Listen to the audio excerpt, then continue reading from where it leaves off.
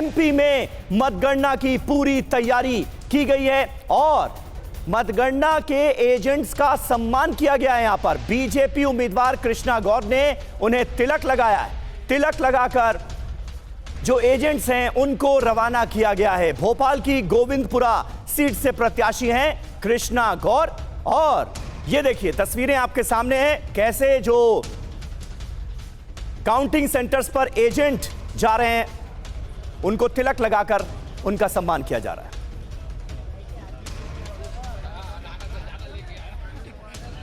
मध्य प्रदेश में भारतीय जनता पार्टी पूर्ण बहुमत के साथ सरकार बनाने जा रही है। आने वाले समय में 3-4 घंटों में स्थिति पूरी तरह से स्पष्ट हो जाएगी और मध्य प्रदेश में हम भारतीय जनता पार्टी की सरकार बना रहे और अगला लक्ष्य हमारा अब 2024 में मध्य प्रदेश की 29 लोकसभा सीटें जीतने का है।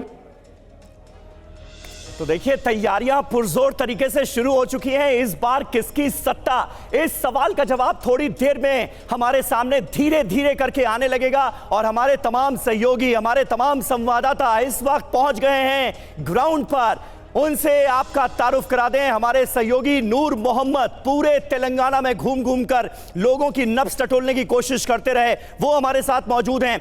जयपुर का हम रुख करेंगे, ध्वज आर्या वहां से हमारे साथ मौजूद है। भोपाल आपको लिए चलेंगे, वहां से हमारे सहयोगी शुभम हमारे साथ मौजूद हैं। तो ये तमाम सहयोगी, तमाम संवाददाता हमारे साथ जुड़ेंगे और अपने अपने राज्यों की पूरी अपडेट हम तक पहुंचाएंगे। आइए अब समझते हैं कि चारों राज्यों में कुर्सी के दावेदारों के बीच कैसे टफ जंग छिड़ी हुई है, ये हम आपको बताएंगे। लेकिन उससे पहले आप देखिए मेरे इर्द गिर्द आपको टैली नजर आ रही है। इस टैली पर अगर आप नजर डालेंगे तो राज्यवार सीटें किस पार्टी की कितनी बढ़ रही हैं, किसको कितनी हासिल हुई हैं, ये पूरा डेटा आपके सामने होगा। मध्य प्रदेश, छत्तीसगढ़, ये देखिए, ये आप देख सकते हैं मेरे बाईं तरफ छत्तीसगढ़ की सीटें हैं। इसके अलावा तेलंगाना की सीटें आपको नजर आ रही हैं और दाहिनी तरफ आप ये देखिए मध्य प्रदेश और राजस्थान, बहुत इंपॉर्टेंट स्टेट, खास तौर पर जहां बीजेपी की साख दांव पर लगी हुई है। इसके अलावा ऊपर हम आपको बिग पिक्चर दिखाएंगे। अभी आप देख रहे होंगे एक तरफ नरेंद्र मोदी का चेहरा और दूसरी तरफ राहुल गांधी का चेहरा। इन चेहरों में इस बार कितना दम नजर आया, जनता ने किसे कितनी तवज्जो दी, ये ऊपर बिग पिक्चर हम आपको दिखाते रहेंगे। चारों राज्यों की कुल सीटें कांग्रेस के खाते में कितनी गई, बीजेपी के खाते में कितनी गई, ये बिग पिक्चर आप देख सकेंगे और ऐसा आपको और कहीं नहीं मिलेगा। सिर्फ टीवी9 भारतवर्ष आपको दिखा रहा है। इन 5 राज्यों के चुनावों के बाद की जो बिग पिक्चर है वो साइमल्टेनियसली स्क्रीन पर हम लगातार आपके लिए फ्लैश करेंगे।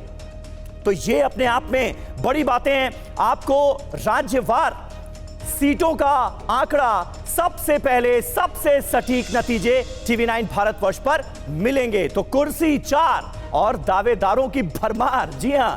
और अगर हम राज्यवार आंकड़े हम आपके सामने रखने की कोशिश करें, ये देखिए कुर्सी 4, दावेदारों की भरमार। राजस्थान सरकार, सबसे पहला बड़ा सवाल, राजस्थान में किसकी बनेगी सरकार? अशोक गहलोत मुख्यमंत्री हैं, सबसे बड़े दावेदार के तौर पर वसुंधरा राजे का नाम लिया जा रहा है। हालांकि इस बार उनका चेहरा आगे रखकर बीजेपी ने चुनाव नहीं लड़ा है, उन्हें मुख्यमंत्री पद का उम्मीदवार घोषित नहीं किया।